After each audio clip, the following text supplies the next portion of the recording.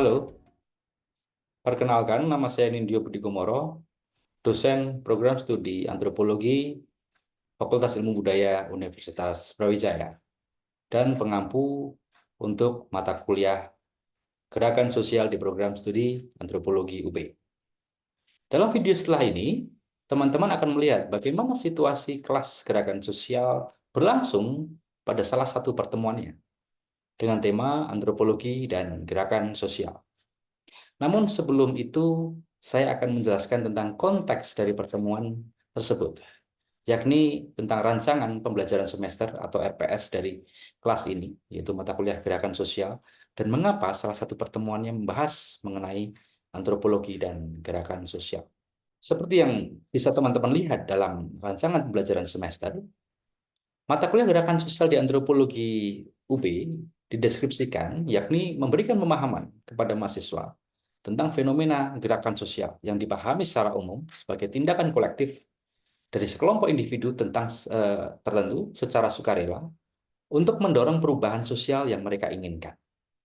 Pada era globalisasi, demokratisasi politik, dan digitalisasi informasi, fenomena gerakan sosial semakin terjadi secara masif. Fenomena ini sebelumnya lebih dikaji oleh rumpun disiplin sosial lain seperti sosiologi atau mungkin ilmu politik. Namun, secara antropologis, gerakan sosial ini juga menjadi kajian yang penting, mengingat semakin banyaknya elemen-elemen masyarakat yang menjadi subjek antropologi melakukan aksi-aksi gerakan sosial untuk mendorong perubahan yang mereka inginkan. Subjek-subjek antropologi misalnya semacam komunitas kebudayaan, masyarakat adat, atau petani, masyarakat desa, atau kelompok-kelompok komunitas yang lain di masyarakat. Tentunya mereka kemudian juga menggunakan kebudayaan sebagai modal-modal gerakan sosial atau yang melatar belakangi terkait gerakan sosial tertentu. Dalam kuliah ini, pada awalnya mahasiswa akan mendapatkan perspektif tentang gerakan sosial dan perspektif dari ilmu sosial yang lebih umum. Namun, dalam kelas ini nantinya mahasiswa akan belajar bahwa ilmu antropologi memiliki ciri khas dalam memandang fenomena gerakan sosial maupun memberikan sumbangsih pemikiran gerakan sosial yang mungkin tidak didapatkan oleh ilmu-ilmu yang lain. Dalam mata kuliah ini terdapat beberapa pokok pembahasan. Yang pertama, gerakan sosial dan perubahan sosial. Yang kedua, pengertian dan ciri gerakan sosial. Yang ketiga, prasyarat, jenis, dan strategi gerakan sosial. Yang keempat, teori-teori gerakan sosial, baik klasik maupun baru. Yang kelima, antropologi dan gerakan sosial, seperti video yang akan teman-teman saksikan. Dan yang terakhir, gerakan sosial dalam isu-isu yang spesifik, misalnya isu lingkungan, isu agama, sampai isu kebudayaan yang lain. Pokok pembahasan yang tadi saya sebutkan itu dalam RPS mewujud pada pertemuan-pertemuan di dalam setiap minggunya. Mulai pertemuan yang membahas tentang pengertian dan ciri gerakan sosial, prasyarat, jenis, dan strategi gerakan sosial, pendekatan klasik dan baru dalam gerakan sosial sebagai kajian antropologi, sampai kemudian pembahasan pertemuan tentang isu-isu spesifik di dalam gerakan sosial. Dalam mata kuliah ini, setelah UTS nanti teman-teman mahasiswa akan mengartikulasikan gagasan mengenai gerakan sosial tertentu dalam perspektif antropologi. Dan juga kemudian kita diskusikan bagaimana penggalian informasi tertentu pada kelompok-kelompok gerakan sosial. Demikian pengantar yang bisa saya berikan. Silakan menikmati pembelajaran kelas gerakan sosial dalam tema antropologi dan gerakan sosial. Oke, kita mulai perkuliahannya teman-teman. Terima kasih datang. Selamat pagi. Assalamualaikum warahmatullahi wabarakatuh. Antropologi dan gerakan sosial. Seperti yang saya sering sampaikan di awal perkuliahan. Pada awalnya, antropologi dianggap tidak banyak terlibat pada isu-isu gerakan sosial. Baik dari segi teoritik maupun konseptual. Kita tidak banyak menyumbang konsep-konsep gerakan sosial maupun teori-teori gerakan sosial pada saat isu ini muncul, pada saat fenomena gerakan sosial ini muncul sekitar tahun 60-an ke atas. Gerakan sosial cenderung diletakkan dalam isu-isu kajian politik praktis. Akan tetapi, semakin lama, orang kemudian sadar bahwa gerakan sosial tidak hanya kontestasi politik, bukan hanya hubungan kekuasaan dan ekonomi saja, atau bukan hanya sebuah rasa frustasi dan kemarahan individu-individu saja. Ada sesuatu yang di luar itu yang perlu dijelaskan dalam perspektif kebudayaan. Analisis gerakan sosial itu melihat dalam latar pola kehidupan sehari-hari dan rutin di dalam masyarakat, serta bagaimana sistem budaya yang dominan, di mana kajian-kajian sosial budaya antropologi sangat diperlukan. Kenapa kemudian antropologi itu penting bagi gerakan sosial? Mengingat antropologi sebagai ilmu yang mengkaji soal kebudayaan dan relasi antara kebudayaan dan gerakan sosial itu sedemikian eratnya, gitu ya. Yang pertama, antropologi adalah ilmu, kita tahu bersama ilmu tentang the others, ilmu tentang lian. Melihat kebudayaan yang berbeda, kita dipaksa untuk melihat kebudayaan yang berbeda, untuk melihat kebudayaan diri sendiri sebenarnya, untuk melihat diri sendiri. Jadi melihat orang lain untuk berefleksi pada diri sendiri. Kemudian yang kedua sebenarnya penekanan tentang relativisme budaya dan sisi reflektif seperti yang saya bicarakan tadi. Antropologi itu berbeda dengan disiplin lain ketika kita melihat masyarakat. Bahwa dalam sejarah teori yang muncul di antropologi, ada satu prinsip yang mungkin kita pegang hingga hari ini, yaitu tentang relativisme kebudayaan. Dengan relativisme budaya, sebenarnya ini adalah modal kita untuk memberikan empati pada kelompok-kelompok yang kalah, katakanlah. Kelompok-kelompok yang kemudian kita anggap berbeda, tetapi dalam posisi yang kemudian tidak menguntungkan. Banyak yang kemudian antropologi itu menemani atau menjadi aktivis gerakan sosial bagi kelompok-kelompok yang kemudian kalah gitu ya. Biasanya adalah kelompok kecil, kelompok yang tidak memiliki kekuasaan tertentu, kelompok yang kemudian kalah karena struktur-struktur politik, ekonomi dan sebagainya. Misalnya petani-petani di pedalaman yang kemudian kalah karena ekspansi kapitalisme global. Empati-empati kita lebih ke sana. Ini karena salah satunya prinsip relativisme, cultural relativisme budaya yang membuat kita itu merasa bahwa semua kebudayaan itu tidak ada yang lebih tinggi, tidak ada yang lebih rendah gitu ya. Tetapi ketika ada satu ketimpangan, ini artinya bukan perbedaan kebudayaan. Ini adalah perbedaan bagaimana mereka ditempatkan secara dalam posisi yang merugikan mereka dan sebagainya dan sebagainya. Yang ketiga, kajian makna-makna kebudayaan dikontestasikan. Jadi antropologi dalam kajian kebudayaan itu melihat bagaimana simbol-simbol kebudayaan itu dikontestasikan untuk kepentingan-kepentingan tertentu atau untuk gerakan-gerakan sosial tertentu. Nah, dalam konteks gerakan sosial, antropologi memiliki tekanan pada satu, ini yang tadi berkali-kali saya sebutkan, keberpihakan pada kelompok-kelompok yang powerless, kelompok-kelompok subaltern, itu biasanya bergerak di ranah ini. Karena teori-teori, karena prinsip-prinsip, karena situasi-situasi yang kemudian mengarahkan mereka ke sana. Ya, jadi jarang sekali kita kemudian antropolog itu gerakan aktivismenya membela konglomerat, membela crazy rich dan sebagainya. Enggak. Kita memiliki keberpihakan pada kelompok-kelompok yang powerless. Yang kedua, antropologi dalam gerakan sosial memiliki tekanan pada mengikuti proses terbentuknya identitas kolektif dan konstruksi makna budaya yang digunakan dalam gerakan sosial. Selain kita berpihak, tetapi kita biasanya menuliskan kronologi. Antropolog kan ahlinya menulis kronologi sebenarnya. Bagaimana sebuah gerakan sosial terbentuk? Bagaimana ada isu-isu tertentu menciptakan gerakan kolektif, siapa aktor-aktornya, dan sebagainya, akhirnya kemudian melahirkan gerakan sosial. Seperti yang kemarin saya tugaskan di UTS itu ya, teman-teman menulis satu fenomena gerakan sosial tertentu, mencermati latihan mencermati bagaimana proses gerakan sosial yang terbentuk. Dan yang ketiga, antropologi mencermati bagaimana kebudayaan dapat menjadi legitimasi sebuah gerakan sosial. Ya. Jadi gerakan sosial, persinggungan antara budaya dan gerakan sosial itu sangat erat. Bagaimana tradisi, adat, ritual, dan sebagainya, struktur sosial yang ada itu digunakan untuk memperkuat gerakan sosial. Kalau kita berbicara soal kebudayaan, teman-teman, dan persinggungannya dalam gerakan sosial, itu tidak selalu menjadi penguat sebenarnya, menjadi pendorong gerakan sosial ini semakin maju atau tidak. Dalam sebuah gerakan sosial, posisi kebudayaan itu bisa menjadi penguat, tetapi juga bisa menjadi penghambat. Yang dari penguat dulu nih, budaya dapat menjadi sumber daya penguat dan mendorong dan pendorong gerakan sosial itu.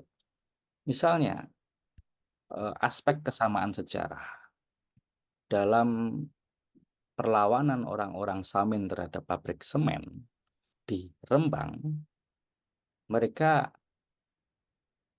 aspek kebudayaan itu menjadi satu modal yang luar biasa besar, sangat berharga untuk orang gerakan itu. Karena mereka membangkitkan kesamaan sejarah mereka sebagai orang-orang Samin. Mereka kemudian dikuatkan lagi identitas mereka sebagai orang-orang Samin. Kita adalah komunitas, kita adalah satu keluarga dan sebagainya. Kita adalah anak-anak cucu-cucu dari Samin Suryo Sentiko dan sebagainya. Dan untuk menguatkan itu, gerakan sosial menolak pabrik semen itu digelar dengan bagaimana tradisi-tradisi dan ritual-ritual yang ada. Menggunakan pakaian bersama, melakukan ritual bersama sebelum dan ketika melakukan protes dan sebagainya. Dan menggunakan slogan-slogan budaya tertentu. Contohnya kalau Samin ini mengidentifikasi dirinya, ada slogan yang namanya sedulur sikap gitu ya. Bagaimana kebudayaan, slogan-slogan kebudayaan itu dibangkitkan, dimunculkan gitu, diwacanakan, diomongkan terus-menerus dan membangkitkan kesadaran dari eh, para orang-orang yang lain untuk bergabung dalam gerakan sosial. Merasa bahwa saya juga bagian dari kebudayaan itu, saya juga bagian dari komunitas itu. Ketika mendengar slogan-slogan kebudayaan didengungkan, gitu ya. Nah, kebudayaan bisa sangat menjadi faktor penguat dari sebuah gerakan sosial. Tetapi di sisi lain, kebudayaan itu tidak selalu sangat positif, gitu. Kita sebagai teman-teman sebagai calon antropolog kita harus melihat kebudayaan itu dari sudut pandang yang berjarak gitu ya. Tidak melihat sebuah kebudayaan itu selalu positif, selalu produktif, tidak selalu. Jadi kebudayaan juga bisa menjadi faktor penghambat dari sebuah gerakan sosial. Apa misalnya? Ada perbedaan pemaknaan budaya yang konservatif. Jadi sering bahwa ya sering saya contohkan bagaimana pandangan soal perempuan di Indonesia pada era sebelumnya, pada masa lalu. Ada pemaknaan kebudayaan bahwa perempuan itu sebaiknya di rumah gitu ya. Tidak harus kerja menuntut ilmu dan sebagainya. Pandangan-pandangan ini adalah pandangan-pandangan konservatif yang kadang-kadang menghambat pemikiran-pemikiran progresif. Kemudian yang kedua, kebudayaan penghambat itu ketika penolakan terhadap emansipasi. Kebudayaan atau pemikiran-pemikiran kebudayaan konservatif biasanya menolak emansipasi. Baik emansipasi struktur sosial, mereka harus ada yang orang-orang kelas bawah, ada yang kelas atas, ada yang kemudian orang yang memiliki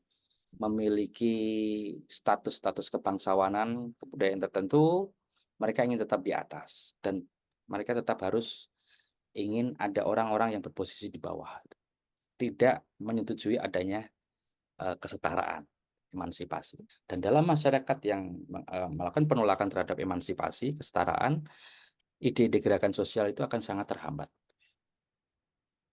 Kemudian budaya menjadi faktor penghambat, patronase dan gerontokrasi.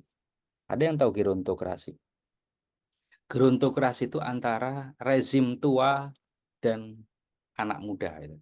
Biasanya rezim itu kelompok berkuasa tidak hanya dari politik, ekonomi, tapi juga umur, gitu. Orang-orang tua biasanya dianggap lebih eh, perlu didengarkan suaranya. Orang-orang tua biasanya lebih yang idenya yang harus dilakukan dan sebagainya. Di pedesaan ini sering kali terjadi. Ketika anak muda ingin melakukan hal tertentu atau kelompok-kelompok masyarakat yang lain itu ingin melakukan sebuah kegiatan tertentu, tapi bagi sudut pandang orang tua itu tidak baik, bagi sudut pandang kalangan-kalangan senior itu tidak baik, itu kemudian tidak dilakukan. Patronase dan gerontokrasi adalah senioritas sebenarnya. Yang senior lah yang kemudian yang paling berkuasa. Kemudian sakralitas norma. Merasa bahwa norma-norma tertentu itu harus tidak berubah, harus sakral. Jadi ada norma-norma yang kemudian disakralkan. Ini kemudian menghambat ada ide-ide progresif yang melahirkan gerakan sosial. Lantas pada dimensi apa saja antropologi berkontribusi dalam gerakan sosial? Di sini ada 4 dimensi yang biasanya antropologi itu berkontribusi. Ini menurut Salman dan Esis. 1. Kontribusi antropologi itu biasanya dalam analisis-analisis budaya dalam gerakan sosial. Tidak hanya kemudian berhenti menganalisis, tapi juga membangun narasi budaya yang tepat bersama-sama dengan eh, aktor-aktor gerakan sosial yang diteliti, mereka membuat transformasi bersama. Yang kedua, kajian prosesual, menjembatani antara struktur dan agensi atau aktor sosial. Kajian prosesual itu apa? Antropologi lah yang kemudian paling detail menggunakan etnografinya, menuliskan kronologi, menuliskan proses. Dalam proses itu kemudian melihat faktor-faktor apa yang terjadi. Dalam proses itu melihat apa saja dinamika yang terjadi hingga gerakan sosial terjadi atau tidak terjadi. Jadi perspektif antropologi itu dengan kajian prosesual itu mendorong melihat secara detail, menjabatani struktur dan agensi. Contohnya apa? Ada kepentingan-kepentingan perusahaan, negara, kapitalisme global. Ini kan struktur dan kebudayaan-kebudayaan yang sudah langgeng gitu. Ada kepentingan-kepentingan orang-orang yang terugikan dari struktur ini. Membuat dialog, membuka ruang dialog. Seperti halnya Mama Aleta yang saya ceritakan di minggu yang lalu, atau Bob Marley dan sebagainya. Bahwa antropolog itu melihat ada struktur besar yang sedang menindas kelompok tertentu. Tapi struktur itu tidak bisa kita ubah atau sulit paling tidak. Bagaimana orang-orang yang tertindas ini, orang-orang yang kemudian kalah ini, kita bisa jembatani agar bisa melepaskan ketertindasan sedikit demi sedikit. Biasanya kalau dengan perusahaan, oh di sanalah kemudian tempatnya CSR atau pemberdayaan masyarakat desa dan sebagainya. Agar melepaskan eh, tekanan ketimpangan ekonomi sedikit demi sedikit gitu. Prosesual. Yang ketiga itu penekanan pada emik. Emik tahu ya? Emik itu pandangan dari dalam, dari masyarakat yang kita teliti, bukan pandangan dari luar atau etik. Antropolog adalah ilmu yang menekankan soal emik. Kita berjalan pada aras fenomenologis, yaitu melihat dari dalam, dari masyarakatnya, bukan mengamati dari jauh. Maka biasanya keberpihakan dibangun dari sini.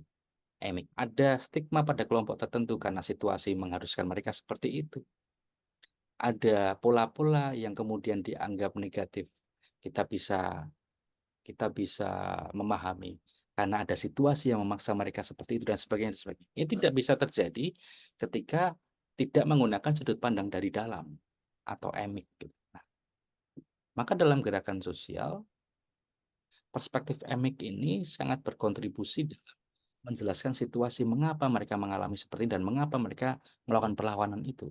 Dan yang terakhir adalah di antropologi kita memiliki etnografi, di mana kajian-kajian gerakan sosial itu sekarang atau mungkin sudah 1-2 dekade yang lain menempatkan etnografi sebagai salah satu metode yang paling efektif. Karena etnografi mengkaji masyarakat secara holistik, secara keseluruhan. Aspek-aspek kehidupan kemudian kita lihat.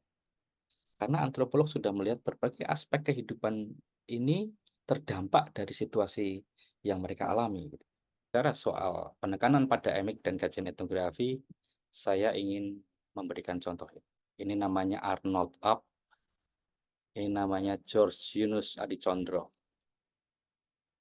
Dua-duanya adalah antropolog Indonesia Timur.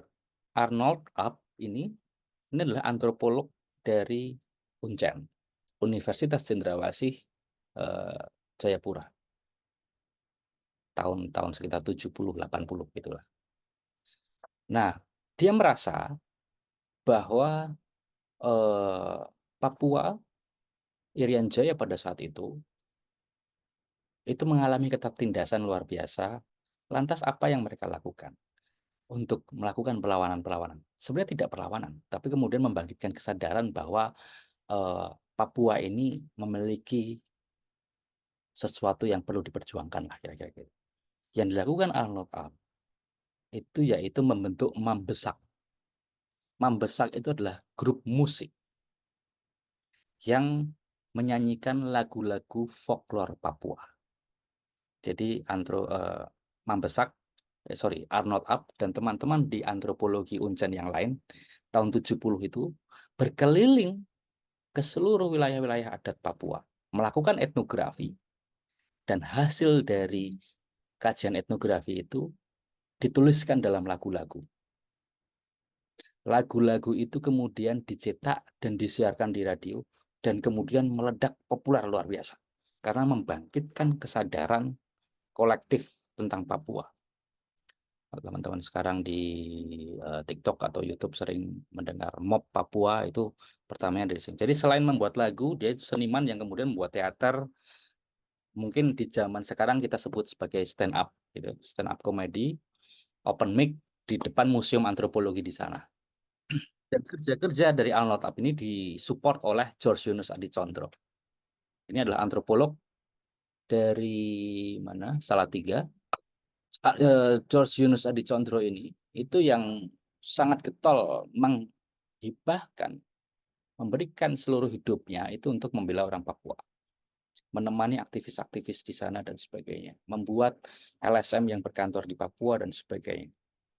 Kembali ke Arnold Up, apa yang dilakukan oleh Mambesak dengan menulis etnografi, dengan membuatnya sebagai lagu dan mob itu dan disiarkan melalui radio, tidak hanya sekedar untuk melahirkan karya seni lokal, tetapi dianggap sebagai pembentukan nasionalisme Papua. Jangankan OPM yang memanggul senjata, bahwa ketika ada seniman-seniman Papua yang sedang ingin menggelorakan kebudayaan mereka sendiri, itu ditengarai sebagai sebuah pemberontakan besar dan kemudian dibunuh. Bagi saya Mambesak dan George Yunus Adicondro. George Yunus Adicondro setelah itu kemudian juga perlu mengasingkan diri karena dia ditengarai juga oleh aparat pada saat itu sebagai orang yang membantu gerakan-gerakan yang dicap makar itu tadi. Padahal hanya melahirkan lagu, lagunya pun lirik-liriknya tidak bernuansa perlawanan, enggak sama sekali. Padahal lagu-lagu tradisional, lagu-lagu yang cuma bercandaan kayak gitu. Tapi karena sangat disukai oleh orang-orang Papua yang lain. Nah, titik tumpunya dalam diskusi hari ini adalah George Yunus Adicondro, di mana dia kemudian menuliskan itu. George Yunus Adicondro itu menulis berbagai tulisan-tulisan etnografi-etnografinya dan bergerak ke masyarakat melakukan pemberdayaan-pemberdayaan untuk menguatkan posisi Papua lebih baik secara ekonomi. Jadi salah kalau dianggap ini adalah sebuah gerakan makar. Karena tanpa makar pun Papua sudah kalah. Jadi gerakan-gerakan antropolog untuk mentransformasikan masyarakat itu kadangkala dianggap oleh pihak-pihak tertentu sebagai tindakan-tindakan yang kemudian melawan. ini yang kemudian kita bisa pelajari bahwa di satu sisi etnografi itu sangat kuat sekali, teman-teman. Keberpihakan pada emik itu juga kemudian sangat berharga sekali dalam mentransformasikan masyarakat, tetapi juga dalam titik politik tertentu ini dianggap sangat membahayakan. Oke, pada akhirnya ini yang ingin saya katakan. Saya ambil dari Murah Suryawan, teman baik saya, menulis banyak hal di Papua. Bahwa antropologi dan gerakan sosial itu sebenarnya adalah kerja intelektual, reflektif, dan transformatif gitu ya. Antropologi berlandaskan semangat mempelajari orang lain untuk mengubah diri sendiri. Maka sebenarnya kerja antropologi dengan etnografinya adalah kerja reflektif dan transformatif. Etnografi yang bersifat partisipatif dan penuh empati bersama-sama masyarakat lokal menggambarkan problem sosial baik secara internal di masyarakat sendiri maupun eksternal. Faktor-faktor apa saja yang kemudian menindas mereka itu. Penggambaran problem sosial budaya dan relasi kuasa di dalamnya dapat menjadi pendorong masyarakat bertransformasi ke arah yang lebih baik. Yang lebih penting, antropologi memiliki privilege menangkap perspektif orang kecil, melihat perspektif orang kecil, dan transformasi yang dilakukan merupakan sebuah gerakan sosial yang didorong oleh kerja antropolog. Atau ada yang mau ditanyakan? Mas, Esensi. saya mau nanya. Oh ya, Randria, silakan. Tadi kan ada apa peran antropolog untuk menjembatani gitu ya, Mas. Ada kemungkinan bahwa ada kebudayaan yang udah lama ada di suatu masyarakat itu bisa hilang dong, Mas. Kalau misalnya mereka emang memperhatikan apa namanya perspektif dari orang-orang yang emang tertindas, tapi berarti kebudayaan yang udah lama itu bisa saja hilang dong, Mas. Ya, ini pertanyaan yang bagus ya dari Randria ya, karena kadangkala kita juga tidak, kita dalam posisi yang bingung ketika menghadapi seperti ini. Apakah hilang, tapi kalau ada juga memberatkan gitu kan. Ini Randria dan teman-teman. Satu, kadangkala hilang pun nggak apa-apa. Ketika itu memberatkan. Betapa banyak ekspresi budaya di masyarakat yang sudah hilang. Tapi apakah itu kemudian patut diratapi? Ada yang iya, ada yang enggak. Banyak sekali. Yang kedua gini, yang kedua. Ketika itu bernuansa sakral dan sebagainya. Ada penyesuaian kok. Jadi selalu justru di sana posisi antropolog itu untuk menjembatani itu di situ. Adat atau pemberian belis yang mahal, yang sudah tidak masuk akal. Bagaimana kita menggantinya dengan harga yang masuk akal? Di situ terjadi dialog, gitu. Ada yang pro, ada yang kontra. Jadi antropolog tidak menentukan, Randia dan teman-teman. Antropolog kemudian menjembatani secara partisipatoris untuk membuka dialog sebagai fasilitator. Ini mirip seperti kalau di Kalimantan. Di Kalimantan itu ada ritual yang sangat besar, tapi ini ritual kematian ya. Yang tiwah itu yang saya teliti, itu habisnya ratusan juta miliaran. Jelas ini memberatkan. Ada antropolog-antropolog yang masuk kemudian memecahkan masalah itu juga.